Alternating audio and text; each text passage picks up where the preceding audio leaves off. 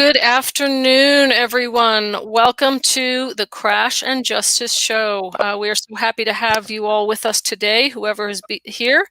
And we're really excited to be back for our second broadcast. And I'm going to pass this over to Crash. Crash is going to be introducing her dad. As you saw in the intro, this is a discussion about a journey to freedom, and I'm going to pass it over. Crash, how are you doing today? I'm good. How are you doing? I'm doing good, thank you. All right. Well, this is my dad. So he's just going to tell us his perspective of what's going on and tell us why he feels that way because of how he came to this country and why they came. And I'm going to turn it over to him. Hi, everybody. My name is Juan Varela. I'm 63, and I came over in 63. I was born in Havana, Cuba, and we came over on a boat. It wasn't a small boat or whatever. Basically, as they say, a banana boat. And when I was born, my parents, in the middle of the Castro's regime in the process of taking over, they had made the decision to leave and come to the United States. And a lot of people, wow. Stand by a second. No worries. I didn't think I was going to get emotional, but wow. You know, it's okay and it's real. And this is why we have you here, Juan, because there's a level of emergency happening in our country, and people just really don't understand what freedom is that have been born and raised here. And we're honored to have you here sharing your story with us. So emotions are great. It's an emotional time in the world, isn't it? Yes, yeah. It is. Yeah, I'm kind of scared for my my daughter and grandkids. You know, we're up in age, and we could probably ride this out to the end, but I'm worried for them. Yeah, totally understand it. I feel the same. It's not breaking up on the live feed; it just breaks up. So anyway, my parents decided when I was born that they were going to start the process to come to the United States. And a lot of people that I've spoken with over the years don't seem to understand or be able to wrap your head around what the process is when you're in a country that's falling apart. And your parents who take everything that they have, and they were in their 30s when this happened. They spoke Spanish. They didn't speak English. They knew nothing about America. They just knew that they had to get out of where they were, and started running the process to get out legally. After it took 5.5 years, because that's how old I was, 5.5 when we came, and they walked away with the clothes on our backs. That was it. And when I say that, I literally mean that's all you had. You were basically searched, patted down, and if you had anything on you, you could actually, because my cousin, we came over with my aunt, 2 aunts and uncles and their kids, and we all came over together. And my cousin was apparently had a penny or something in his pocket, and he almost didn't make it because they took him away. But we all managed to get on a boat and come over and came to Miami, and there was a process from that point on to get to be a U.S. citizen. But you know, the part that people can't seem to wrap their head around is that when we left everything. And if you think about where anybody look at their personal situation of what they have, cars, houses, money in the bank, whatever possessions you have, that you would be willing to walk away with just literally the clothes on your back, get on a ship, go to a country you know nothing about, from the language to the what they're gonna. My parents were told that when they got to America, they were going to be imprisoned and become slave labor and just all kinds of craziness that they told. But yet, even with that, They knew where they were was not where they wanted to be, and they left. And just it's to me when my dad talked about it, it's just hard to I see what's going on now, and it's scary. I watched. They had a guy who spoke on the RNC, Maximo Alvarez, and I just happened to be watching when he came on and started talking, and it was I swear I was listening to my dad, and that man made a point, and no one here seems to get it. There's nowhere to run. This is it. And if people think for 1 second that the socialist program is remotely a good idea, think of the worst place that you'd ever want to be. And there you are. Because you get nothing. I had 3 aunts that stayed behind because they were older. On my mom's side, there were 8 kids. And it was her 2 sisters, and my uncle that he came over. And the rest stayed. And they eventually, like our paperwork, all our birth certificates, all that stuff had to be, for the lack of a better word, smuggled back into the U.S. And my aunt took all the stuff that she could gather and hide it and get it to us through Venezuela at the time, Mm-hmm. for us to be able to get birth certificates and whatnot that we needed to prove who we were so we could become citizens. And my aunt would communicate with letters to my mom about what was going on. And, people have just no. Basically, you live in the neighborhood. To keep it life as simple as this. It's as simple as you live in a neighborhood, and somebody in your neighborhood is a snitch. And if anybody in the neighborhood decides that they don't want to go with the flow, they disappear. It's just that simple as that. Because the thought of I'm going to call the cops, or there's going to be a court and I'm taking them to jail or whatever, that magic is gone. That does not exist. It just does not exist. We'll see a little bit of that going on now, don't we? Yeah, when de Blasio did his little thing where he's going to have people texting the snitch on the neighbors because they're having too many people over. That was a test. Like I'm really glad that he got what he got for that. But yeah, unfortunately, if people continue to just roll over and play dead because they keep pushing it, and it doesn't stop. It just doesn't stop. The madness that they're trying to pump into people to make them believe that they've got a better plan, and they don't.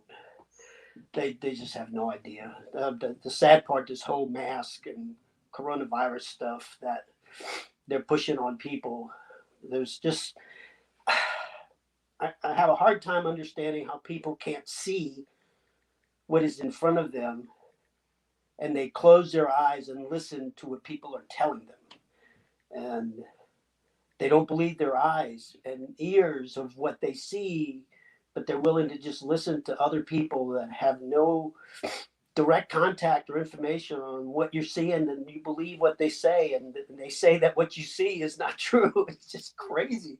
yeah. Just crazy. We're going down a rabbit hole that if we don't stop, it's going to be a tough ride to try to get out of it. It really is. So I can't even wrap my head around it. Like I said, that Mr. Alvarez, when he spoke at the RNC, it was my dad. I mean, I could close my eyes and listen to my dad talking, and it's amazing. Yeah, it was just like Papa telling me. He used to tell me that that was my nighttime story. He would tell me what he said. Just listen to Maximo, and it's my Papa telling me what happened. Yeah, that was very emotional. I watched that. I'm pasting that in it's in the YouTube description for the show. So it's a great video to watch, folks. I highly recommend it when this broadcast is over. Yeah, you broke up a little bit on that, but yeah, yeah. Anyway, to quickly just kind of go through the whole process that when we came to the United States, because people are questioning me about the open border program and how I should be open to letting other people come in from other countries illegally and become part of this. And I always tell them, I said, take it, simplify the program and say, this is your life, this is your home. Take these people off the street. They're going to move into your house. You're going to feed them, bed them, medicate them, and do everything they can. And they're going to go to work and they're going to collect every penny that they make. They're going to put in their pocket and they're not going to pay back into the system to your house to keep everything operational and functioning. Everything's going to come out of your pocket. And when they look at me and they go, no, that's not how it is. I go, no, that's exactly what it is. If you don't pay into the system, if you don't do your part, we are the government. We the people are the government.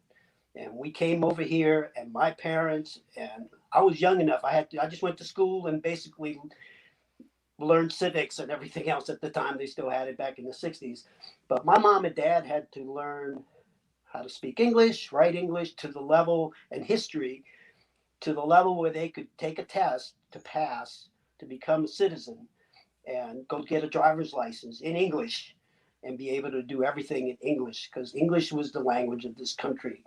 And Right.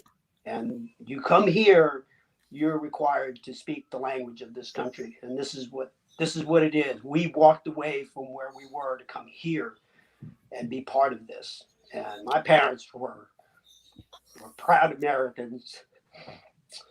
And damn, I really didn't think this was going to affect me like this. It's been a lot.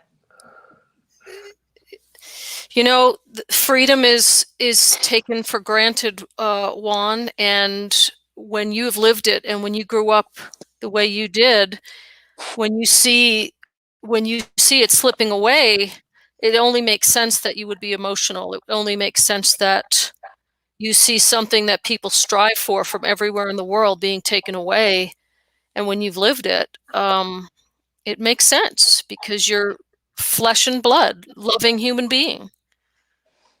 Why don't we tell them a little bit about the propaganda aspect of what's happening? Oh yeah. Well, yeah. Everything that's being said, from the media, from the liberal side, the Democrats, the whole thing. You can see the lies, or it's amazing because now back then they didn't have the media like they have now, but you would have the. My dad would tell me that they had the people basically like the media that would go around and sell the BS of their side of what they were going to do for everybody, and how they're going to take care of everybody, and how things were going to be so much better, and not knowing any different because people were tired of the fighting and the warring and whatever back then, and they went with it. Um, once they uh, once they started taking control, and back then it happened pretty quickly, that they found themselves unarmed and unable to defend themselves, and they found themselves not owning anything. And that's another part that people don't understand, that people's homes, properties became part of the state. And they basically, the people that were complicit with the government were given the best stuff, and everybody else just got whatever was left over. And if you lived in a nice house and you had nice things, those become somebody else's property. They're not yours anymore. You own nothing.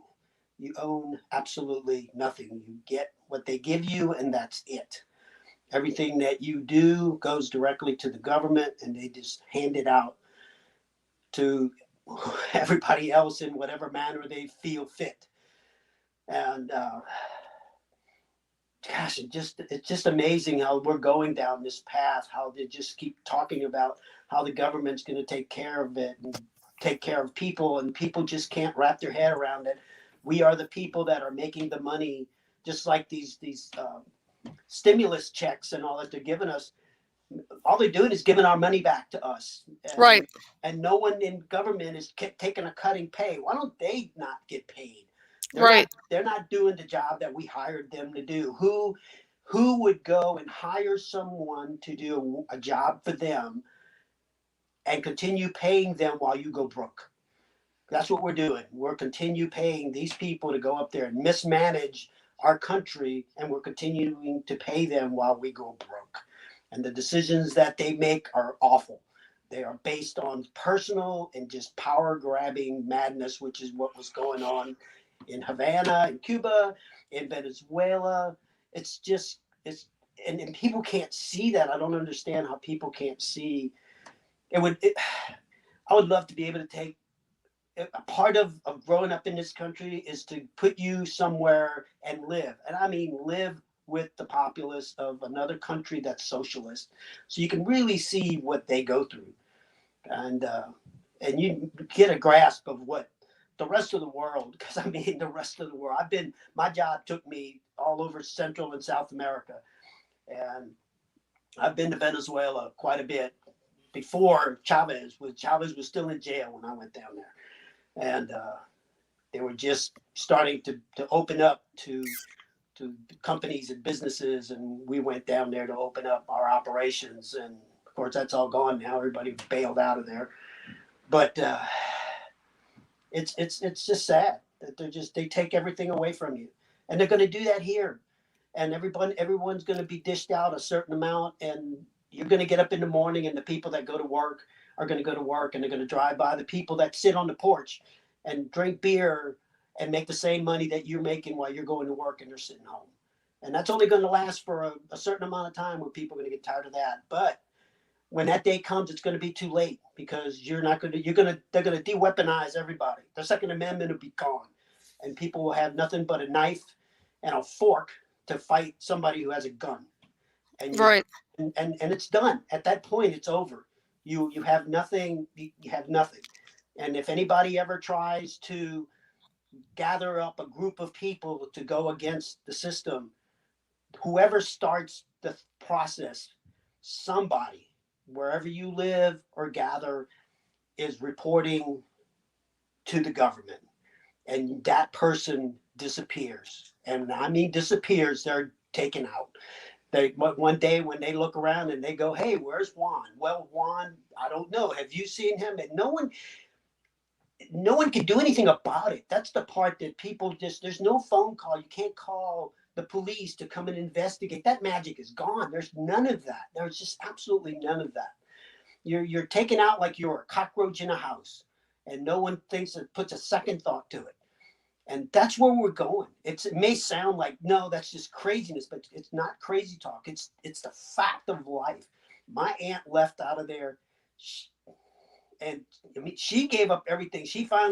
And she was old, like she was in her 70s or 80s when she finally said, "I've had enough," and she was able to get out through Venezuela and actually made it to the States. And she died. She got here from cancer. That just you can't. No matter what you do, it goes bad. Huh? But at least she was free. Yeah, I mean, there's people. I mean, it's to be willing to take you and your family and throw them on an inner tube and go across that strait from Havana to Miami, which is shark infested Gulf Stream.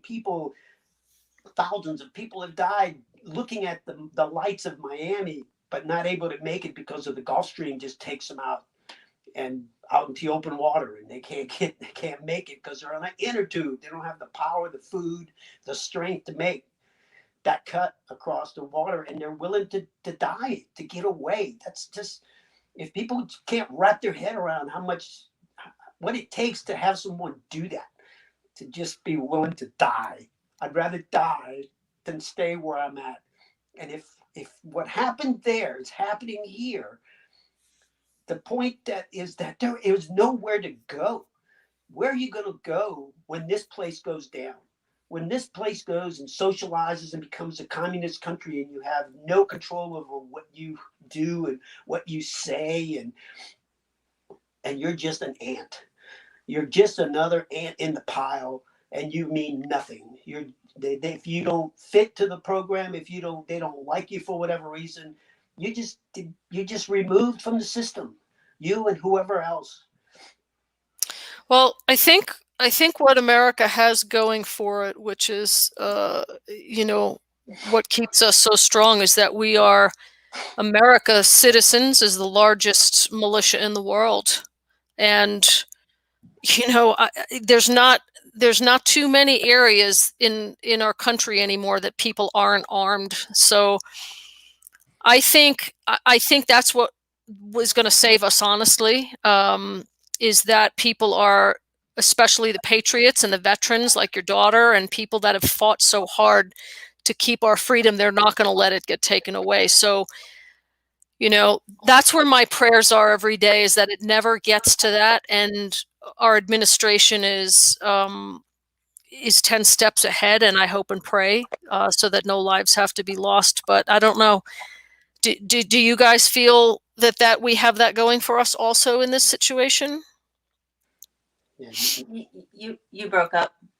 I hope it's not that way on the whole broadcast. But I was saying, do you all feel that we have the power of our militia and our military going for us in this country, as opposed to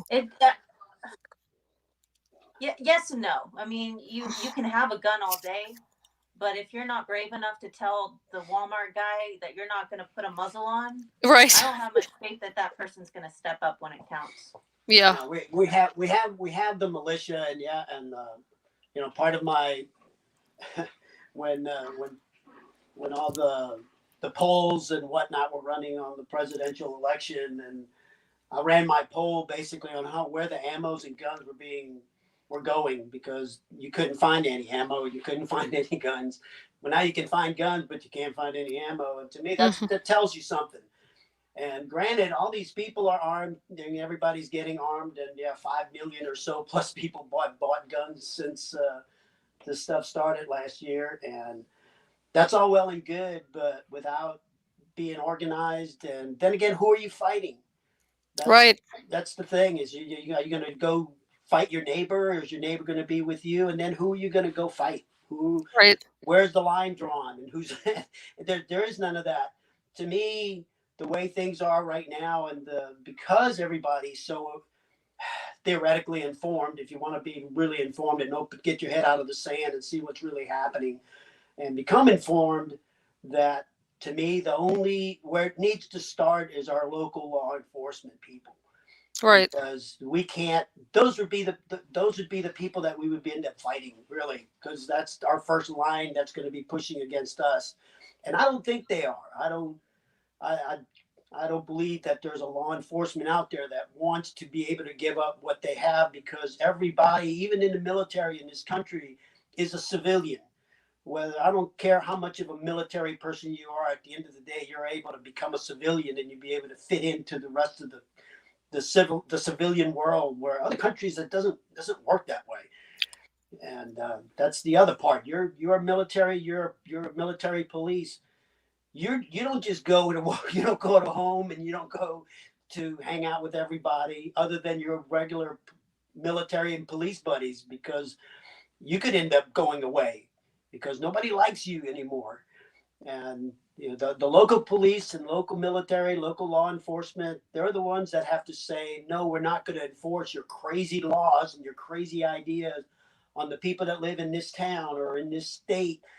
And that's where the pushback needs to start. Right. And when your local law enforcement people stand up, then the people will stand up and back them up. Right. Because they're there for us. Right.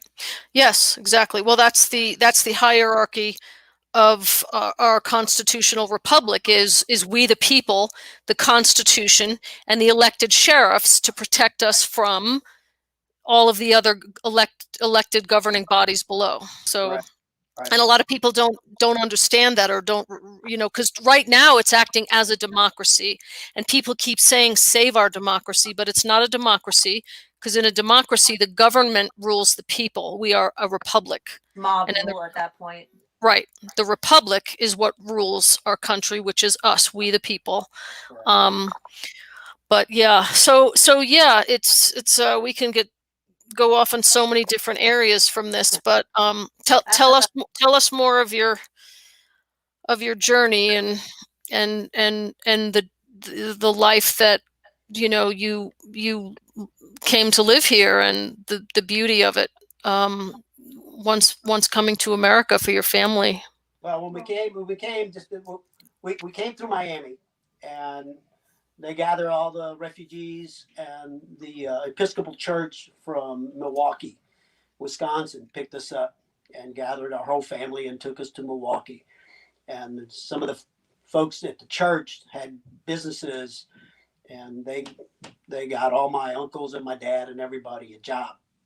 So they pretty quickly they set us up basically in the projects in Milwaukee, near downtown Milwaukee, Wisconsin. And from there we moved quite a bit, from one apartment set up to another apartment set up. Of course, being a little kid, all I remember is moving around and not understanding what's going on and why we're doing what we're doing. Because basically at that time, I'm about 6 years old. That's not, you don't really know what's happening. Right. And, but I remember where we lived and where we went and what we did. And after about 3 years of living in Milwaukee, one of the guys that my dad worked for had a business, a furniture company in New Orleans. And he offered my dad a job. And the next thing you know, we're headed to New Orleans. And in '66, we moved down to New Orleans and pretty much grew up in New Orleans. My dad ended up working at one point, he had 3 jobs going because they wanted to have what they had in Cuba.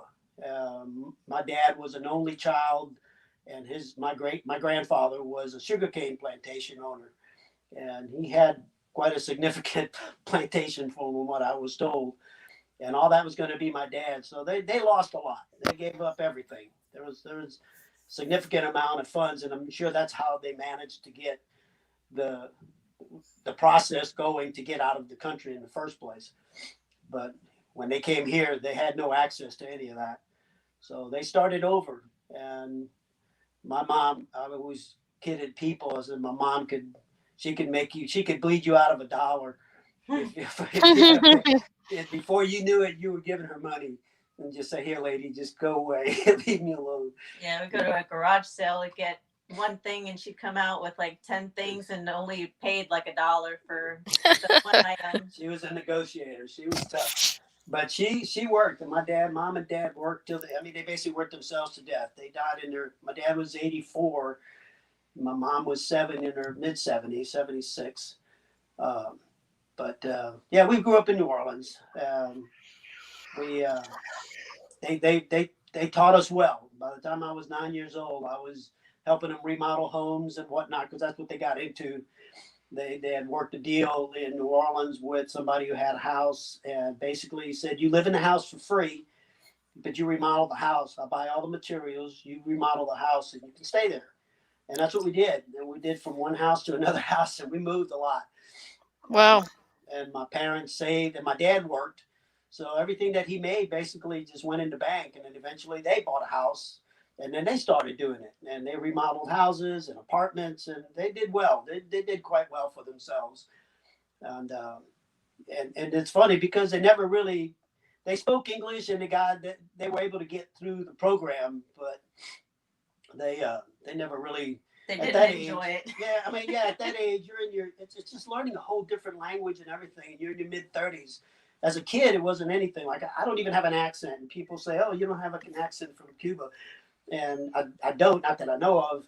I know I have one when I do go and speak Spanish to people in Venezuela and whatnot, because when I would go down there and the drivers would pick me up at the airport, and they'd always want to speak English, and I would always want to speak Spanish so I could keep my Spanish going. And the first guy that picked me up, and he became my driver every time I went down there. And the first words out of my mouth, he goes, "Hey, you're from Havana." I was like, "You got to be kidding me! How would you even come up with that?" He says, "No, you have a Havanan accent. It's almost like, I guess, from Brooklyn or whatever." It's just. Well, I get it. It's just because the only reason I ever spoke Spanish was your parents. Right. But it's kind of funny. But I hear I hear people that are from from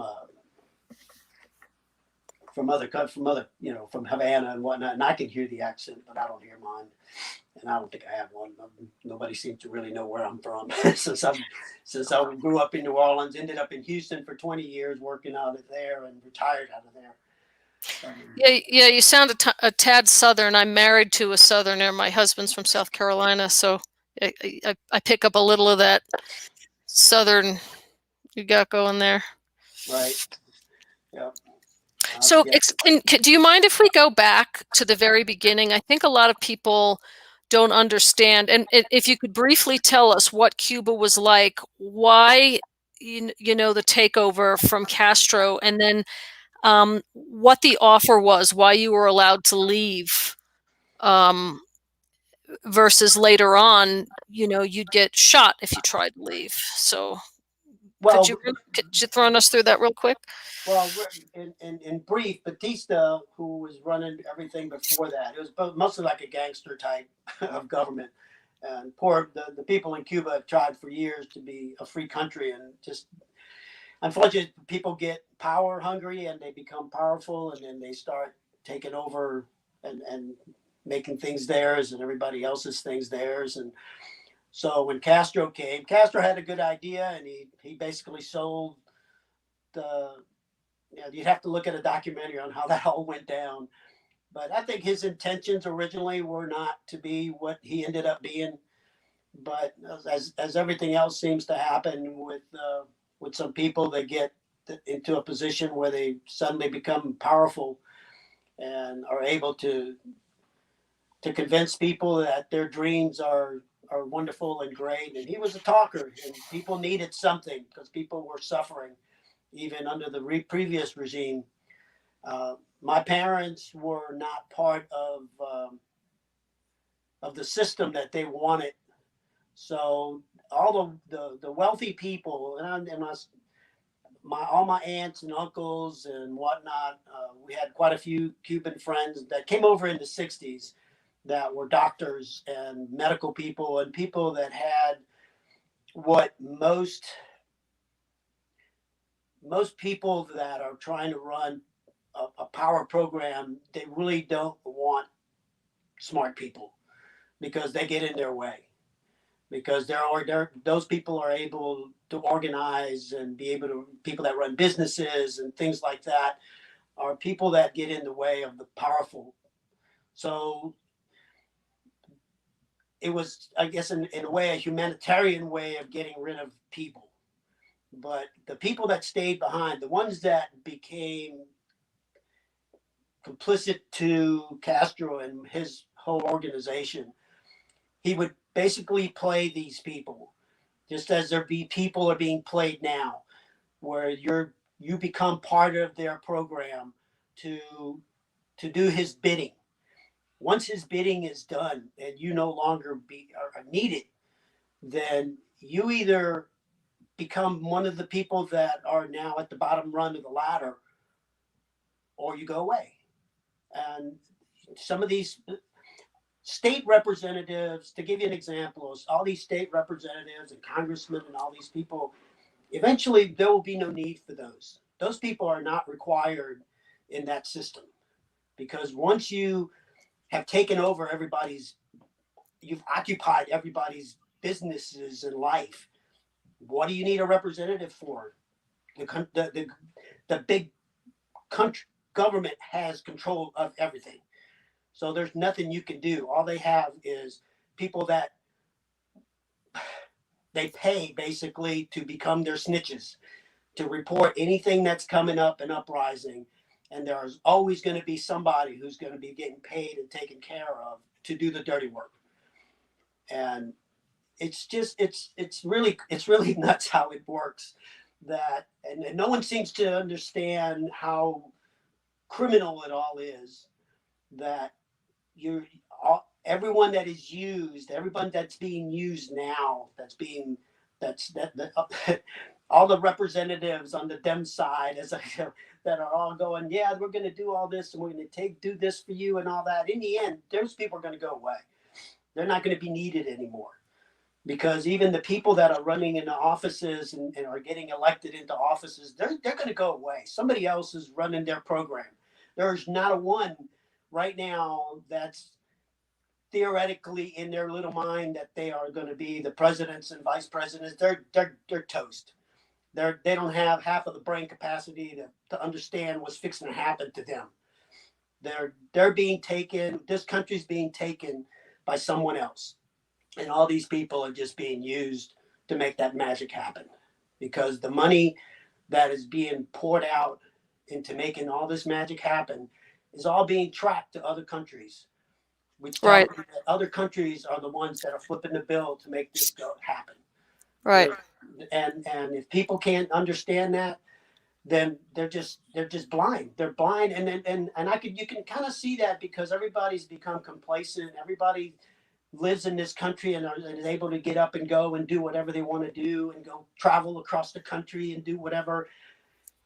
And they don't understand it. That's just not how it works. And everywhere else in this world, it doesn't work that way. You can't just get up and go and do whatever you want to do and whenever you want to do it. It just doesn't work that way. Right. Or this is part of the problem that, frustrates me about people with our open borders. You can't go into other countries and just waltz across the border and get free medical and free everything else. Oh Nowhere. no, indeed not. I have a friend of ours whose son just recently got a job in Toronto, and he's like, "Oh yeah, I got this job that company I'm working for. They opened up a position, and I'm going to Toronto to work." And I go, "Really? Well, that's cool. So what's going to happen when they have an equally qualified Canadian apply for that job? You know what's going to happen to his job? They're going to send him back to the States Yep. because he no longer gets to keep that job. Where here in the States, if you come in from another country and you get that job, you'll have that job. You're going to have to really do something to lose that job. And this is the only place you can do things like that. And where else in this planet are people leaving their country? Do where do you see people getting on rafts in the United States to go to Mexico or somewhere else? Right. Why don't people, if it's so bad here, why aren't people leaving here? Even all the movie stars and all that all swore they were leaving if Trump got elected last. Why didn't they leave? Well, one, Right. nobody's going to take them. Nobody wants them over there because they have their laws and they're really strict with it. And God, they don't want these people over there. But then none of Right. them are left. They're all just a bunch of babble mouths, and they don't just they're just weak. They're just weak people. They're and it's just amazing because they know it's good here. This is a great place to be, and people need to start appreciating what we have and stand up for what we have, and not allow Right. this madness to happen. This madness needs to stop. So, Yeah. what do you think about the BLM and Antifa and all those goons? Well, those are just the people that are being used right now. They had that basically in Cuba, where they had small, bands of people that would stir up the natives basically to get them to to create problems. And you start changing people's minds because they go, oh, well, the government's going to help us to get rid of these people. When in reality, these people are working for the government, and Right. they're there to stir the pot. That's their job, to stir the pot, to get everybody uprised and get them stirred up and aggravated and agitated. And before you know it, they make you think that the government is in there to help them and save them, and they pull them out of this drudgery of all these people, making them their lives miserable. And in reality, they all worked for them. Now, the funny part that the Antifas and the BLMs, they're going to go away because their career is doing what they're doing. And when they're done, they don't need them anymore, and they're going to go away. It's so sad that they don't even see that they're being used. Everyone out there that thinks they're doing something for the socialist plan, eventually are going to go away. It's just the nature of the beast. They're gonna go away because They don't have any skills. they don't have it. They will no longer, their skill set will no longer be needed. They will no longer need to go out there and stir the pot and start riots and whatnot, because at that point it's all surgical. Once the plan is in place, then you can surgically remove the bad spots. You can remove a person, a group and isolate them and take them out. And everybody else is going to go, look, we better just shut up and go with the flow because you Right. have nothing to fight with. They're taking your guns. You can't fight an army with a pitchfork. It's over. It's not going to happen. So, and then once a few people start going away and they become missing in action, you start realizing that you better just shut up and go with the flow, or you're going to be part of it. And it happens. It happens so quickly over there. But then again, back then it's not like it is now, where we have this, what we're doing right now, where you can be online and people can listen to other people and say, hey, this is what's going on. You better wake up. And I'm serious. People need to really wake up because Right. it's coming. It's coming fast. What's happening right now with the election, it's insane that everything I've seen. I used my job in my early days of my job. I flew for a living, and I flew the local news people around on occasion and took them to go do news reporting. And the places that I would take them, usually it was some kind of oil field related issue or a boat collision or something. And what they reported at the end of the day, that evening news, was nothing of what was really happening where we went. And never. And so since the time I was young, I never listened to the news. I always said, oh, look, there's a plane crash. And I knew things about aviation because that's what I was involved with. And suddenly they would just interject all kinds of crazy things about what happened. And you go, no, that's not what happened. How could they even know? They don't have any idea. So Thank you.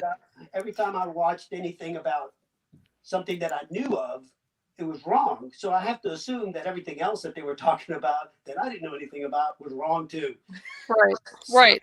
And thank you for saying that, because it's quite clearly in the top 3 of problems we're going through right now. yeah. Astonishingly. I mean, you see live broadcasts with your own eyes about the president and then how he's demonized. I mean, it's crazy. So thanks for saying that also, because more people really need to hear that. More people just have way too much faith in things. Well, my dad used to call the TV a boob tube. He said it just sucks your brain out. Um, and it's true, because it stops your critical thinking process, your creativity. But people just have faith in what they see on the television and in the news, and I'm glad to hear you say that. Yeah, they need to really watch it.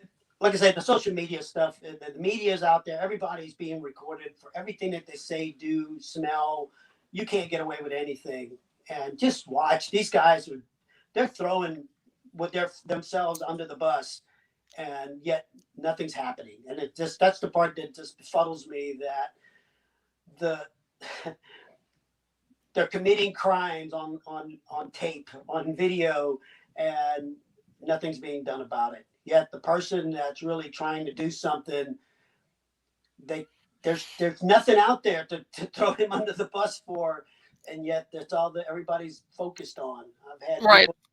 I've had people tell me that, like Trump is racist and whatever. I'm going, well, when did he say something? Well, it's just so much. Well, if there's so much, then name one, because you Right. should be able to name one. Heck, I've got hours of video, not just hearing something or what somebody here say that. I got video that you can sit there and watch for hours on everybody else committing crimes and saying racist things on live TV, and no one says anything about that. Right. It's crazy. It's just crazy, and no one's really listening to that or paying attention to it. I don't understand. I don't understand why. I really don't. Well, I think it's all part of a bigger picture, and I think that, like a lot of us think, that what we can see with our own eyes is it doesn't make sense. But what does make sense, if somebody's threatened, blackmailed, or paid off to attain an agenda, then that makes sense. Oh no, right? Yeah. Well, that's the thing, and all these people that are being paid off, like the news people, all these cable news peoples, and these people are going to be out of work once this program, if that program takes over, they will no longer be required. All that is no longer needed once it's in place. And all these people that are getting paid off will no longer be needed, and they will no longer need to pay them off because the greed becomes too great and the money's become too great. Chavez is a perfect example. And right now, what's going on in Venezuela, these people are billionaires. Chavez died a billionaire. while his country was in rubble and is in Hmm. rubble. And Right. that's what happens. That is what happens. Right. So you take away people's ability to earn money, which is what they're doing, and then they become desperate, and therefore it's easier to pay them off and persuade them. Yeah. You're always going to have That's somebody doing something to keep the system for the rich people going. And they're all being bought out basically. One of the, Venezuela has a lot of oil, and there are other countries that want access to that because they don't have access to it. And right. and they're supplying all these. Eventually they won't need all the Chavezes and the Maduros and none of them. They'll go away too, because they'll eventually take their resources. Which is what they're doing. They're just getting their resources. And I don't, and even that, if you look at it from a business standpoint, that all these countries between the Chinese and the Russians and whatever, they're all wanting this big global monopoly. But in the end, it's all for what? Because it's just going to be a small groups of people that are going to have a bunch of money, and everybody else is going to be miserable. It's going to be toilet paper, because if you have money but nothing to spend it on. But yeah, it's all going to be junk. And what's helping these countries overseas is this country, our country being able to be as powerful as they are, and as the technology. If people also need to stop for a second and say and look back at history, that for thousands and thousands of years we had horse and buggies, and we had arrows and spears. For thousands of years, we basically, because everyone lived under the thumb of some king or some monarchy or some dictator somewhere. And it wasn't until this country became free that suddenly things are starting to develop in the planet. Suddenly there's planes and cars and technology, and it's because people were able to use their free to go and have an idea and run with it and do something with it and make their lives better from it. And other people were able to pick up on that and develop technologies and all. And it all started here. If it wasn't for this country being free and people being free to be able to take their ideas and thoughts and be creative, and you be able to make a living off of it, and you become a millionaire and you have the dream to be wealthy, that is only happened because this country became free. And all the technologies and all these wonderful things that are happening in this planet have only happened since this country became free. And that's why we are where we are, because I guarantee if we were not, we would still be in sailboats and still shooting arrows and spears at each other. Right. Right. Absolutely. Um, it's thank you for sharing that again, because there's so much that's been taken out of our history as we've been distracted for the last 30 years with television and love shows and crime shows and all of this make believe Right. stuff, which is turning into horrific. Everything is just evil and death and killing now on television, and sexual. But the great distractions, people, they aren't remembering or teaching or thanking and praising what we have anymore. And Right. now, now as it's slipping away, people are starting to form up constitution classes and all kinds of things to refresh memories of what made America great. You have the older generations that remember it and know it and were raised in it and saying the Pledge of Allegiance and all that. I Right. took my children out of school because of the lack of love and respect for our country. I spent 2 years substituting, and I said, what is going on? They didn't have a flag. They didn't say the pledge. And then when I saw what they were teaching, I said, no. So I took my kids out of school 5 years ago. And I'm so glad I did. It was, just one of those gut feelings. But I love that, you can share these perspectives. So many people just, so much was talked about, but they're also talked about it from American perspective, not from people that have often lived in oppression or have escaped oppression, as you and your family did, and remember it so clearly. Yeah. You know, my job took me, like I said, to South America and whatnot. I spoke the language, so it was easy for me to be assigned to go and do things down there. And because I could communicate with everybody, I was able to just go to where the locals lived and hung out. And uh, the government, my company, would have frowned upon that, but because there's people getting kidnapped and whatnot on a regular basis south of the border. That's a way of life, and that never makes the news, but it's just the way it is. But being able to be with the folks, and even now there's guys down there that, and they come to this country because some of them were working for 25 cents a day. They were out there working and busting and building things and doing things for a quarter. And that's recently. That's that within the last 10 years. They come. They're looking to go to the U.S. and they would die to live in the worst neighborhood in the U.S. They would love it. It would be such a step up from where they live now and how they live now. And that's why people come here. And the people that live here don't, not to say that they live, that's great that they live in a bad part of town or whatever, but it's, if the government keeps handing out people and not giving people an incentive to try to better themselves, then that's what's going to happen to everybody. That you're going to be in those neighborhoods that you don't want to be in is what you're going to live in. And that's where we're headed. Yeah. If we go down that rabbit hole, that's where we're going to end up, and it's going to happen. So once it's just crazy because once it starts happening, you can't stop it. Well, our hopes and prayers are that it doesn't. It doesn't. It doesn't. That's what our hopes and our prayers are. Hey, Juan, do you mind if I put some pictures up that you guys had picked out that we can kind of go through and talk about a little bit, that you can share with people what Yes. they are? Yeah, Okay, great. that was good. Yeah, no problem. Okay, cool. Let's do that, and as you can chat about more stuff as we just put those pictures up. So let me see if I can do this, and there we go. Yeah, that's just life in Cuba, basically. When just some of the things that people were able to do. And some of these pictures are not our family pictures and whatnot. We weren't able to on this trip. We kind of got wrapped up in going and then pull out family pictures, which is really all we had, a bunch of family pictures. Not too many, just general pictures. But that's basically life down there. And life down there, even now, like he shows an album of the Beatles. Um, the folks down there aren't able to get new things and whatnot. Some of the things that, because even though they're only 93 miles away, they don't have access to what's going on over here. Right. They don't have internet. The internet that they have, whatever technology they have, is all controlled by the government.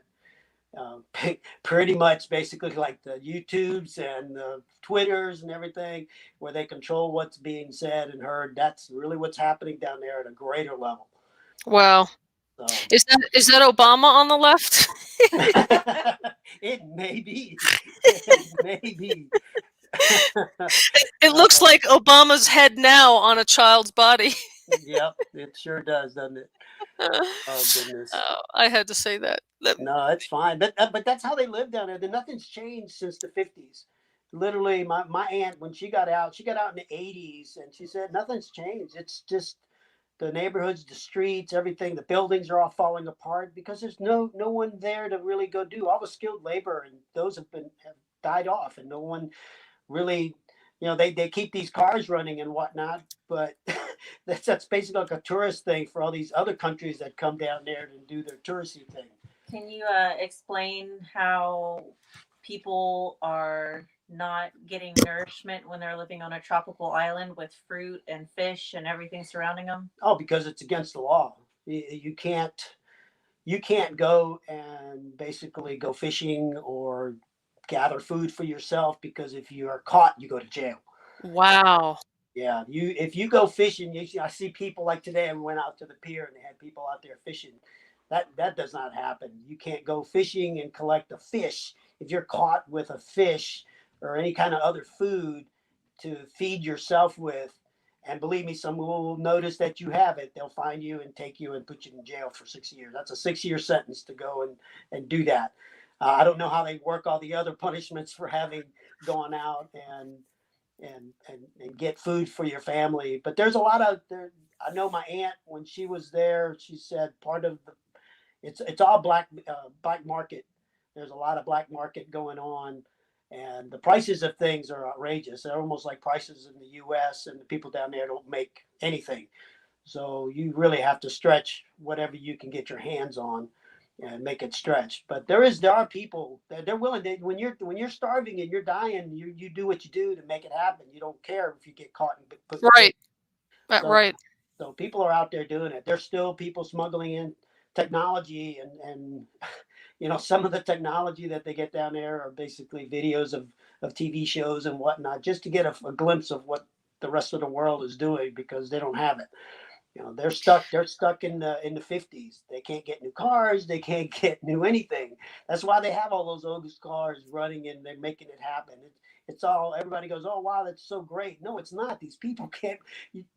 It's against the law to bring anything into the country. I just don't Wow. understand the madness behind it all. Yeah, I had no idea that you would go to jail for procuring your own food. That's insane. Yeah, you broke up on that. She said it's So that- insane that you go to jail for providing for your own. Oh no, So- right? Yeah, you can't do anything. And that's what happens. It's Yeah. Oh, yeah. This picture is kind of representative of what when people are trying to, I guess, do their march with. My mom would say that they would gather people to march. It wasn't like the Trump rallies, let's say, where everybody showed up and did their Trump thing. They were told that you're going to go march. You're going to go make presence out there because Castro is going to speak or he's going to do something. They would make people go out there. oh, so it wasn't a protest. It was like forced love. Yeah. Most of these gatherings, especially these gatherings of a lot of these people hooting and hollering, and when you see Castro out there saying his big speeches, and you see the crowd, those people are being told to go out there.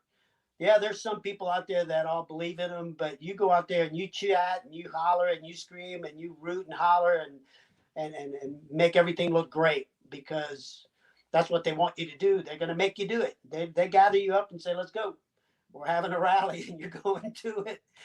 Well, they did that in 1984, the book in the movie. Like they had to all go, just like you said, and they all had to chant. And if they didn't chant, they got in trouble. Exactly. That's exactly how it is. Wow, it's crazy.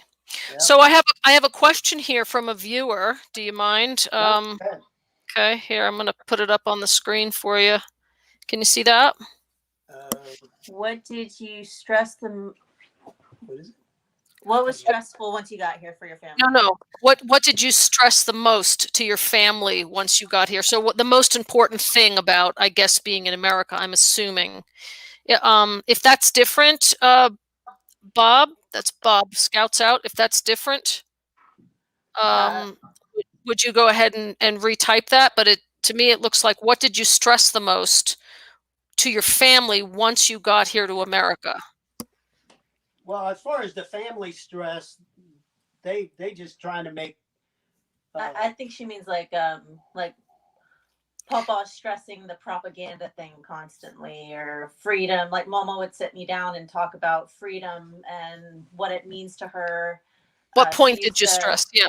Yeah, she used to take our family albums and we would sit down instead of reading a story at bedtime because her English wasn't very good anyway.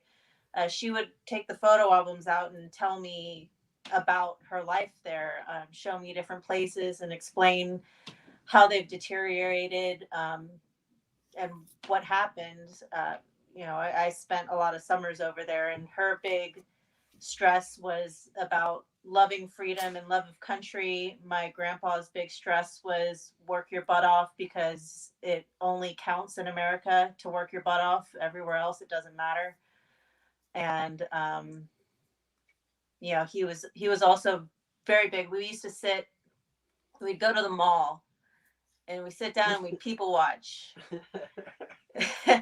And he would call people out on being brainwashed by certain things, or he would point to different advertisements and tell me it's propaganda, and he would explain why and what they were trying to sell and what idealism and things were dangerous. And what he explained and what he showed me is what's happening. That's why when things started really ramping up in January, I went to everybody and I was like, this isn't a virus. This is a takeover. Fear the government. Don't fear your family. Don't fear people. You need to stay together. You need your friends and family. And as soon as they started isolating people, and I saw people that I had talked to, like putting the mask on and freaking out and closing their businesses. And I was like, guys, I told you what's happening. Right. And they still did it. And they're still doing it. There's Still one doing person, yeah, I pulled my art out of a business because they put a giant masked smiley face thing on their building. And I was like, I'm not going to do anything with you guys if you're going to have communist propaganda on your building. Right. And, they don't get it. They just don't get it. No, Right. they're listening to what the local news are telling them, and the local news are in on it, basically. Nobody's really asking the serious questions on why we're doing this. My job, in part of my job, we had to deal with OSHA. And when all this stuff started, and I remember at the beginning, they went, "Oh no, masks are not good. Don't wear masks because it's not good for you." And I was like, "Yeah, well, that's true. They're not. You're basically wearing a diaper, a facial diaper. We used to have to wear masks, and OSHA would come by, and we had hazmat stuff, and we had PPEs that we had to have for what we were dealing with. And if you had any kind of a paint mask that had nothing to do with the equipment and chemicals you were dealing with, you would get fined, because these things were dangerous to have the wrong kind of equipment to put in your face, and you were limited to how much time you could wear these things because of the risk of getting sick from having Right. it on, and hypoxia being, getting it from it. And then all of a sudden they go, "Oh no, wear a mask. It's great." It's like, what? Wait a minute. What just happened here? And it's almost like, hey, I'm going to tattoo you because now you're wearing a mask, so I know that you're somebody I can control. And exactly, that's exactly it. How it's a test to see people's fortitude. That's exactly what it is. Yeah, it's kind of sad, and it's hard to go out and go to the store and watch the crowd. Watch the lemmings walking off the cliff. And it's funny because there's a hospital very close to our house, and there's nothing going on there. But yet in our county, which we were doing pretty good, they didn't have this mask mandate thing going. And all of a sudden we're back in the system again for wearing masks. And no one seems to know where that came from, because really there's only a couple hospitals in our county and there's nothing happening there. Right. So it's like, where are these numbers coming from for them to go? I'll tell you, it cracks me up because they all talk about the science. They're following the science. What are they doing? Dr. Seuss or something? Because there's nothing out there that shows anything. All the science and everything that's coming out basically says, yeah, we need to stop doing this mask business and this hunkering down and lockdowns and whatnot, because that's where everybody's really getting sick. Yeah, and the suicide rate and everything else. All the economic. The flu's down, from what I understand. And 40 cases for. Those things just crack me up, and nobody goes, wow. And I hear people go, yeah, well, the flu's really not that bad this year. Really? Are you serious? You believe that? But the coronavirus is up, and the COVID-19's up, but the flu's down. That makes, that's sure, whatever. Well, this is my one-liner now. When people annoy me about it, I just straight up, after a year, you wouldn't have to convince me that a pandemic is deadly if it was deadly. Like, right. It would just be, there would be dead people. Yeah. Right. There would. Right. And there wouldn't be, tons and tons of videos of empty hospitals and things like that. Question. Sure. Just popped it up on the screen for you. Same gentleman, same person. What would you tell our youth about growing up here? you better fall in love with this place and take care of it. This is your this is gold. You're sitting on a gold mine, and don't screw it up. Just don't screw it up. My parents were working class people. They didn't believe in college and whatnot. I ended up having to put myself through college. I actually put myself through my last year of high school because my mom says I'm not paying for it. You want it, you go earn it, and you go. And I did. I worked at a grocery store, and I paid for my last year in high school because I went to public schools in New Orleans, and I don't. In the '70s, public schools in New Orleans were not a really safe place to be, but uh, that's she. It was a work ethic that she pumped into us, and I didn't realize it growing up what she had done for us. And that work ethic is what got us got me to where I am today, and I was able to send my kids to college, and they had no debt and whatnot. Some things I wish I would have passed on to them. Some of the things that I was taught, since I felt like I struggled to make it, to succeed in life. I didn't really. I wish I would have passed that on a little more to my kids, even to Chelsea. She's amazing the way she has taken note of what was going on around us. But she learned on her own, as I learned a lot on my own, without realizing that I was learning something that is a good thing. That you have to work for what you want. I retired early. I retired in my 50s, and I wouldn't have done that if it wouldn't have been for my mom and dad. Some of the things that I always tell people, that when you go out there and you go to work and you have a job, the job that you have is that everybody wants their brass ring, and the job that you have at the time that you have it is the best job you'll ever have. Stop trying to go and to get some bigger, fancier, great job, because everyone that I ever worked for or worked with that had that mindset, that were always reaching for the brass ring, never realized that they had the brass ring in their hand. And if you do a good job where you're working, and treat it as the best job you ever have, because somebody's going to watch it and see what you do at that job. And that's how I succeeded in my life. Every job my first job had people come to me offering me a better job. And that job led to somebody else offering me a better job. And when I came to this country, understand that I came to this country at 5.5. I just started school. My parents couldn't speak English, didn't write, read anything in English. Back then, they didn't have tutors. They didn't have anybody to help me through school. So I went and basically had to go through the process on my own. When I came home from school, mom and dad couldn't help me with homework. We were on our own. So for people that are coming up in this country and families that have kids, teach them to appreciate everything that they have, and understand that what you work for, it's yours to do what you want to do with it, and do something positive with it. Cherish what you have here. I mean, really, you have to cherish what you have, because the rest of the planet wants this. Everybody on Earth wants to be here, and there's a reason for that. Because here, when you come from another country and you get here and you start participating in what this country can offer you, they take advantage of it, and they succeed. They succeed. Yes, that's right. That's exactly right. That's beautiful advice. And there's so many entitled people that don't know what they have in their lives here in America. And it's not entirely their fault. It's obviously everything stems from the parents first, how you're raised. And there's so much media, as we started this last discussion of propaganda. You got to have the biggest and the best. It's consumerism. People can't be satisfied with anything they have anymore. You have everybody with their fancy cars, and it's just so unrealistic. But great, super great advice.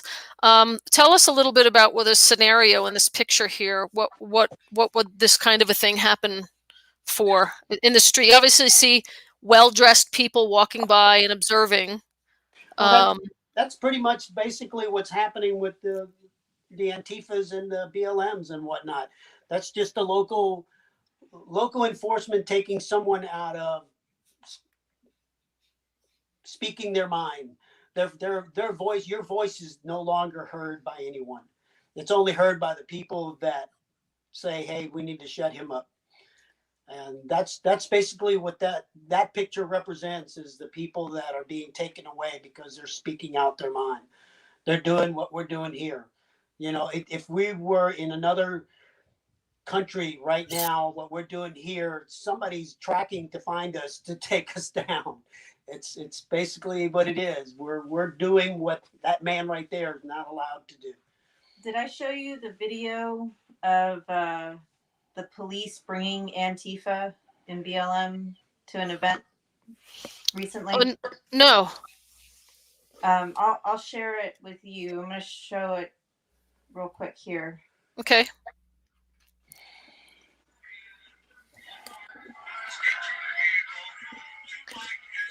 If you link it to me or email it to me, I could pop it up at the end of our thing too, if you want. Yeah, I'll send it to you.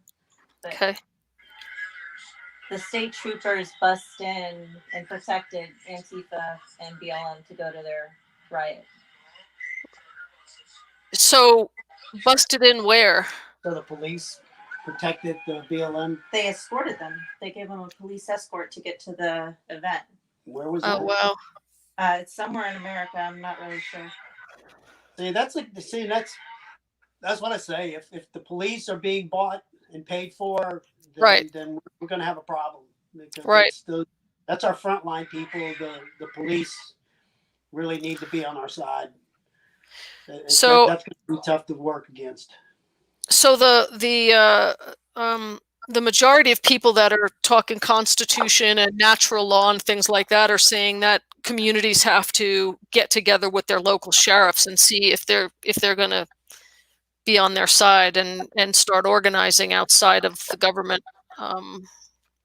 Do you agree with that? Yeah. Yep. They need to start communicating with the local law enforcement, your local representatives. They all have to be on the same page. They really need to stand up. Of course, if you're in a Democratic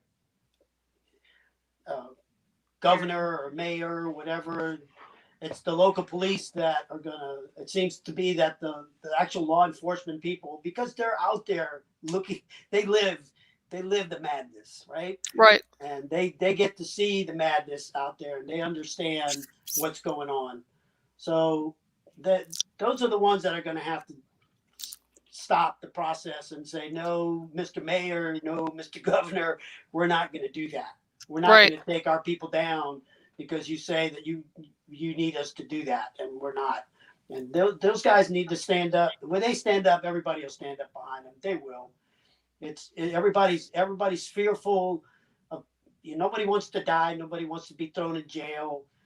And someone made a comment the other day. I was watching Newsmax, and one of the guys on one of the shows who was in the military said something that he was called out for, but made a lot of true sense, is that people will go die for their country, but they won't go and risk their lives if they're going to lose their job. And isn't that interesting? In this country, your people are looking at their jobs and their livelihoods and their family because it's immediate right there. They can touch it and feel it. When you go overseas and you're fighting, it's a whole different animal. It's a job.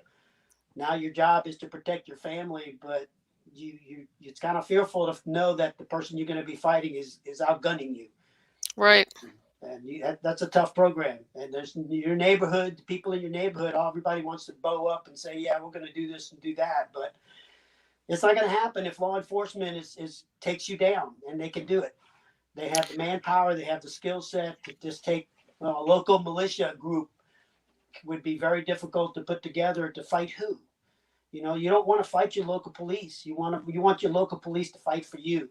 And you can back them up. And that's how it's going to have to the line. That's the line. The line is our law enforcement, and those are the people that have to say, no, we're not going to do this crazy stuff to our people. We are part of this group. We are part of these people. Right. Anyway, so we it's nice to just have this open chat and go off in different directions. But I'm so curious to hear more of your experiences or your family's experiences related to these pictures. We know they're not your family pictures, but this is a picture of people on a boat. How many hours would it take them to get from Cuba to Miami in a situation like this, do you think? Well, if they're lucky and the boat stays together and doesn't sink going across there, then it's only 93 miles. So it could take them a day, it could take them 2 days, or they don't make it at all. Right. They've had quite a few. Those are probably the lucky ones that made it across, because a lot of times they would overload the boats, and the boats would sink and whatnot, and they'd run out of fuel, or they get intercepted by the Cuban Navy and been taken out. So he'd let you go, and then you'd be intercepted? Oh no! Once he originally, the initial group of people back in the early '60s, he said, "Okay, y'all can leave. You want to leave? Leave." Well, he basically wanted all the wealth of all the people that had value. So that's one less group of people that he would have to deal with. If they're out, then he would just take their stuff, and it wouldn't be a battle. The less hassle. Gotcha. After that, then he needed people to stay to be able to, harvest the crops and do what needed to be done. All the workers could stay, but even then, like I say, there people were being imprisoned on a regular basis. The Mario boat lift that happened in the '80s, I believe, because we had a couple that came over and lived with us, that came over on that lift. A lot of those guys were basically, they just cleared their jails out and prisoners and let them loose and sent them to the U.S. And hey, Right. we don't need to deal with them now. So it's he just cleaned house and started Right. over again. Right. Yeah, and That was a big part of that movie. I forget the name of it, but that was an element of that, the crime that came out of the jails of Cuba. What was that movie? Crash. We talked about it the other day. Scarface, You right? say Scarface? Yeah. You're breaking up really bad. It's hard. Oh, We're here I'm squinting at the screen like it's gonna somehow clear it up. yeah. I'm hearing you guys break up too. I'm not quite sure what's happening, but sorry about that. But anyway, so that was an element of that movie that so yeah, so that would be a picture basically of us coming across on the ship. Because I remember being on the boat, and I remember because it was a night, we crossed over at night, and and for us, I remember we left in the daylight, and then the next morning we showed up in Miami, and I remember hanging out. They gave us cups of rice. That was what we ate overnight. I remember that, and we got to go out and see dolphins swimming alongside the ship at night. Uh, that's about all I remember of coming across and getting off the boat. I remember smelling juicy fruit gum as a kid. That was still on my mind. I can always remember that. And playing in, they held us in. We were like little refugee tent camps, uh, to big picnic tables and things like that. Where there wasn't any restrictions or people caged or anything. It was a different environment altogether. and why did they have you, just to provide you with a place to stay until you could find accommodations, or to make sure you could be entered into the country legally? The It's- if I'm kind of breaking up, but I think the question about Accommodations. accommodations, we had cots and whatnot that we stayed in. I don't know how long we stayed in Miami. I don't think it was very long before the Episcopal Church basically took us and brought us up to Milwaukee. I don't even remember the trip to Milwaukee because I was little, but I remember where we lived, and and some of the houses and places that we lived while we lived in Milwaukee, because my parents got, they made money and they saved money, and they and they moved to a better place, and they moved to a better place, and we just kept kind of moving up, as after we got there. But they didn't. My parents never, man, they never looked back. They hit the ground running, and they just kept at it. And as they got older, I told them, I said, you need to just chill out and go go do some traveling and do something. Now we did travel as we had pop-up campers and whatnot when we were in Milwaukee. So it didn't take long before we were doing well enough to go see the country. I remember going to Yellowstone and Mount Rushmore and everything else when we were little. My parents were doing everything they were doing everything we've done as an adult. Um, but as they got older, they just kept working, and I always kept telling them, I said, "You got enough money, you got enough stuff. Go and enjoy it and enjoy life." And uh, my mom passed away. It was kind of a little not sudden, but she passed away, and a couple months later, my dad had basically he had a stroke. It was kind of a weird stroke thing, but he was down for the next 7 years. He was basically bedridden, and I took care of him for 3 years. And between work and taking care of dad, and I had one of these 80-hour-a-week jobs. Um, it became a little more than we could handle, and we had him in a assisted living facility for the next almost 4 years, and then something happened at the assisted living place because he needed more help than assisted living could offer, and they put him in a nursing home, and then 4 months after that he passed away. But they worked, and one time during that stay, because I'd be with dad a lot, and my dad told me, he said, "I should have listened to you. I should have shut it all down, and we should have gone on cruises and gone and done stuff, because everything that we worked for we're not going to be able to do it. I can't do anything with it now." Yeah. So Yeah. I think that's a lot of people that just, were indoctrinated into this working for the man, just yeah, making working enough for the money man. to, yep. And then that's what happens. So heed that warning, people. Carpe diem, as they say. Seize the day, live your life. You can't buy back time, but you can always make more money, right? Yeah. You So can't buy back time, but you can always make more money. Oh, yeah, you're yeah, breaking up. I don't know what's happening. I'm so sorry. I it didn't happen last time, so I don't know if it's these headphones, but I'll try something else next time. We'll do another test. I don't know maybe it's this weird because all the planets are aligned today. Maybe we're getting some bad. Yeah, I don't know. For the folks that are listening out there, we're probably preaching to the choir. I'm hoping that someone out there that's listening to this podcast is trying to wrap their head around what's going on, and whether what they should do is, if whatever they're doing is the right thing or the wrong thing. My message to those that are in doubt of what is going on is that the current president that we have has lived up and lived beyond what he promised to get this to this country, to give back to this country. Everyone else has been obviously and clearly lying to what their intentions are, and they're lying to us as we stand here. Their goal is to take over this country and take everything that you have. And when I say they're going to take everything that you have, I literally mean what you have is going to be theirs. You will no longer own what you have. They have said that.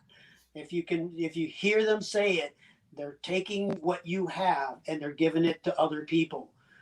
And there is no question that if it's allowed, it will happen. It will happen. Don't think for a second that this is watching a movie on TV or whatever. This is real life, and it can happen if we don't stop it. And we all need to stand up. We all need to tell our representatives to get their head out of the sand and do their job, because we hired them to do a job to represent us, and they need to do their job, because one day they won't be needed anymore, and we'll be on our own with nothing to be able to defend ourselves with. So I couldn't agree more. Couldn't agree more. I think that's more and more people luckily are, like I said before, waking up, and so many people wake up and they're afraid, and you got to have guts or you're going to be afraid about the things that you're talking about instead of being judged by your friends for not wearing a mask, or because you're a Trumpster, or whatever the stupid things that people are saying. It's more fearful. If I go back through these pictures as you're looking at somebody physically taking you, I mean, you see it happening. They're throwing families off planes Right. for little babies not wearing masks. I mean, are you kidding? That whole plane should have got up and walked off. If I was there, I would have got up and walked off Yep. Yep. and I think supported that family. yep. You need to have people that start doing that. People need to Right. start doing that. And you know, I always bring. I got a little PDF file picture in my wallet and on my phone that no one. My wife says no one ever tells you about wearing a mask. And I've had people say, "Hey, we wear a mask here," and I just tell them I'm not wearing it, and they let it lay. They don't question it. They don't push it. They just kind of go, okay. And Yep. but I'm waiting for somebody to kind of push the point, and I'll show them a picture. I'll say, you see this? This is what your face could look like. I personally have had, because of taking care of my dad, I had staph in my sinuses. And the doctor that was taking care of dad basically told me I had 24 hours to live if I wouldn't have gone to the hospital or gone to see him, because I was taking care of dad and it was on a weekend, obviously. That's when things happen.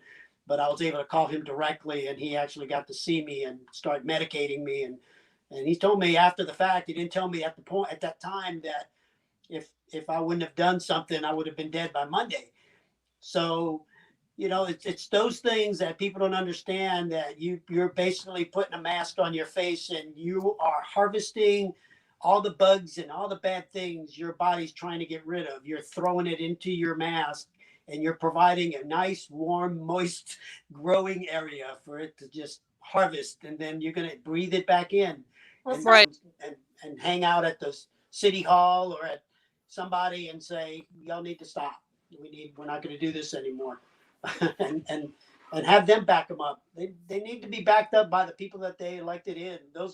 That's the first line of defense right there. We got to get these people to start thinking straight. So Right. Now that's a good point that my dad made earlier, that all these masks and stuff are regulated, and it is illegal, or it was illegal, to sell masks unless you're a licensed medical company. And then even then there's regulations to make sure that you're selling the right kind to the right people, and they know how to use it, and they are supposed to go get physicals and make sure that they're healthy enough to wear it. And even then they have a time limit, and all that just got thrown out the window, and everybody just kind of went, okay. Oh yeah. You could wear your mom's stockings, you could wear a bandana, you could wear, a tutu, you could wear anything on your face and it counts. I mean, what sense is that? Makes no sense whatsoever. No. So the regulations are out the window, and people are they must, they're getting laughed at. We're getting, or the ones wearing masks certainly getting laughed at by and large, because if something was so deadly you needed a mask, it would be everybody has to wear the same regulation medical device. Yep. To keep each other healthy. So it wouldn't be put your underwear on your face. Yeah. So exactly. For you folks out there listening, I know we went off from coming to this country and being free to talking about masks, but the mask thing is almost like the Jews with the Nazis putting tattoos on them. They're marking you, they're using you, they're identifying you. You're becoming part of the sheep, as they say these days. Don't be the sheep, be the herder, and take control of your life and do the right thing. Don't let them take you down. Don't let them take this country down. Fight for it. There's nowhere to run, folks. Watch that video of Mr. Alvarez. What he says is dead on. It is what is going to happen if we don't do something. And understand that all this mask fiasco, all this COVID stuff, it has turned into a means of control, and that's part of the process. So, well, from a man and a family who lived it, take the advice. I think the biggest problem is, I think a lot of people in America just go, nah, it's not going to happen. Well, people are drawing a line and then they're stepping back. I'm not going to don't cross this line, but then they step back and draw another line. And I how think many there lines was are we a, going to draw? what was that, Bugs Bunny? Who did that? Or I don't no, that know. was the Roadrunner. Kept drawing the line until finally got to the edge, and the coyote went wee. Yeah. Yep. Well, yeah, it's the thing. They've been playing this game with people's heads for years, and it's it's it's like when if you take a dog and you get him as a puppy and you keep him in a cage. At the end, by the time that dog's an adult, that's his safe place. That's all he knows. He doesn't realize that he can go play in the yard now, and he can go have a life. He knows all he knows is the cage. Well, people have been pretty much been kept in a cage, and they don't really realize that they have a free life, that they can do what they want to do, and they keep brainwashing people from the time they're young. Because I know I've talked to people that are in their 30s and 40s, and the stuff that comes out of their mouths is baffling. It's absolutely just baffling that they think the way they think, and they don't really see that they're being driven in. They're following the Pied Piper over the edge into, and it's they're smiling and laughing all the way. Um, and I know there's always going to be some of those out there, but the ones that are questioning what's happening, and you should be questioning what's happening. Your reason you're asking questions is that you're waking up. If you have a question in your head going, this doesn't feel right because it isn't right. Right. It's just that simple. I'm hoping that there's listeners out there that are listening because they have questions, and those questions are good. It's good to have those questions because that means that you're starting to realize that what you've been doing or what people have been telling you to do is not right. It's not right. You if you feel like you're being controlled and your freedoms are being jeopardized, then you are correct. They are. They are being threatened right now, and it's there. It's there in clear, plain, open sight. You can see it happening. Yeah. Um, don't forget what people are telling you. Believe what you see, because it's real. Yeah. Are people dying around you? Like, seriously, are people dying around you? Nope.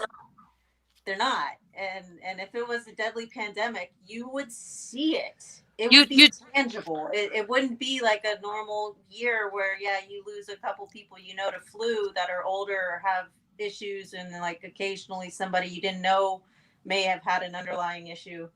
And that happens. I have not lost more people this year than I lost last year to flu and we've stuff. had people in our family that have gotten the COVID. Yeah. And they're in their 70s, and they're not like figures of they're not like runners or exercise type people, and they got through it. And I'm pretty sure that we all had it. Yeah. And got through it. So if not, I kind of wanted to have a T-shirt made that I haven't worn a mask or washed my hands since this whole thing started. My wife said that's disgusting, but it's almost like, yeah, if it's out there, I would have gotten it by now, because I haven't. I'm not going to do it. It's Right. I have young kids, man. They're rolling around on the floor at the store and licking stuff, and I'm just, they Yep. jump up and lick me in the face. It's part of how we are. It's what humans are. We have to be. Unfortunately, there are going to be people that die from this stuff, but there are people that die from the flu and from other things that magically have all kind of gone away by the wayside. Yeah, you can't sacrifice the entire population because you're afraid of getting sick. Right. Well, just the fact that there's no two things actually. Just the fact that there would be hundreds of thousands of posts. People post about everything. My cat has a wart. My Christmas tree fell over. My, something. People post about everything. Where are all the posts honoring their loved ones? Rest in peace. I don't see any. Yeah. I saw one. I mentioned that to someone the other day, and I've saw in 9 months now. I've seen one. They'd be everywhere. There'd be a hashtag. It would be trending. It's that number one, and number two is the flu disappeared. The CDC said the flu's down by 98%. Well, is the flu down by 98%, or did they restructure it like a business that's failing and call it COVID? Well, Who what's knows? scary to me is that there are deaths trending. It's suicides, it's domestic Yes. violence, it's Yep. the expected deaths of despair and other economic, fatalities of this type of, you know, takeover. It happens in all of them. You take away people's ability to pursue happiness, life, liberty, and the pursuit of happiness, right? Well, the 14th Amendment says that states cannot, without due process, enact anything on the population.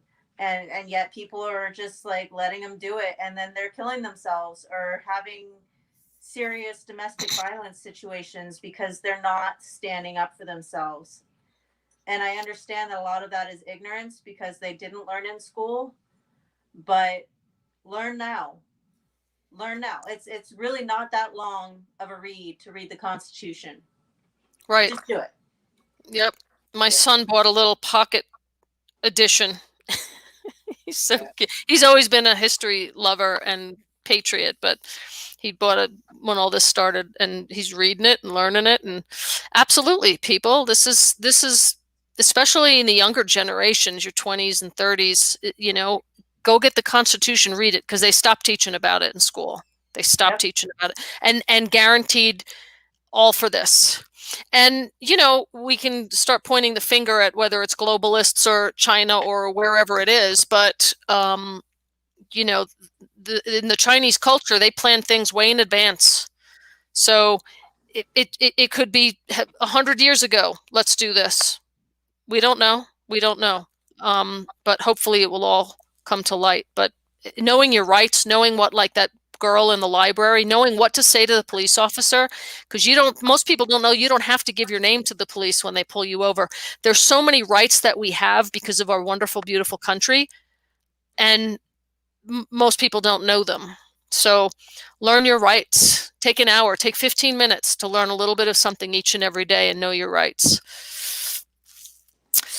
Anyway, Juan, anything else to add? Any wrap it up type stuff Yeah. for? No, I think I pretty much kind of, without going into all kinds of crazy details of our lives.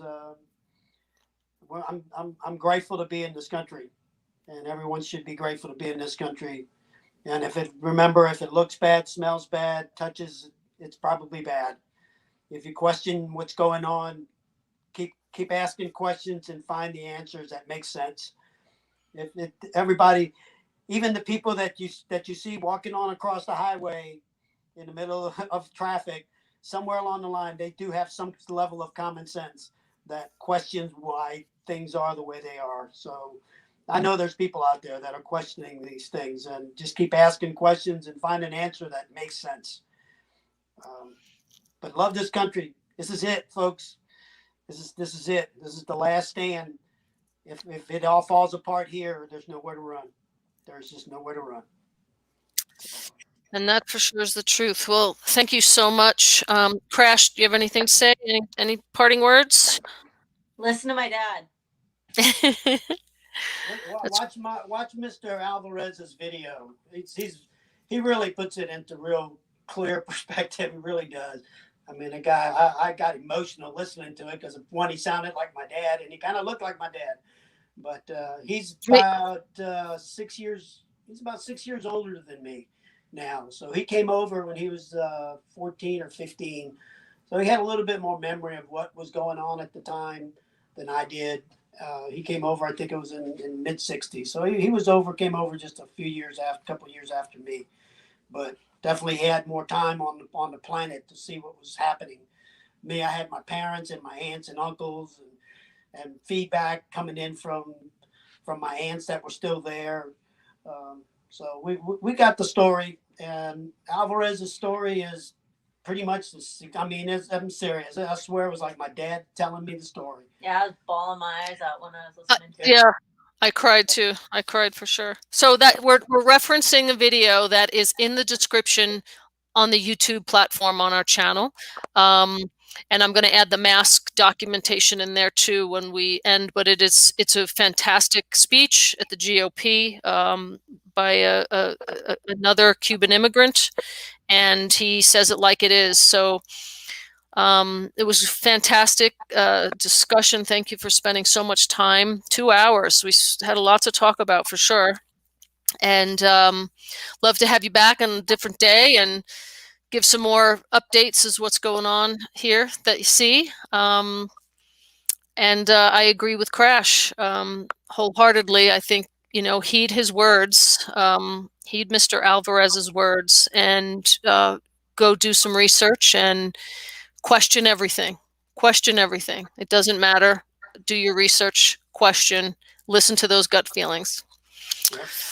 All right, everybody. Well, thanks so much. And you guys have a wonderful night. And we'll add some more stuff to the description. And we will probably not resume until after Christmas. So thanks for those who came and listened. And by all means, share the link and let other people have an opportunity to listen to what it's like to come to freedom. And if you're listening to this and you have a story that needs to be told, please feel free to contact us. That's what we're all about.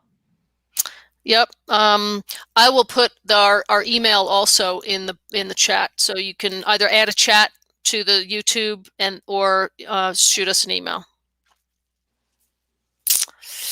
Okay. Thank you. All right, everybody. Have a great night. Bye-bye now. Bye. Thank you.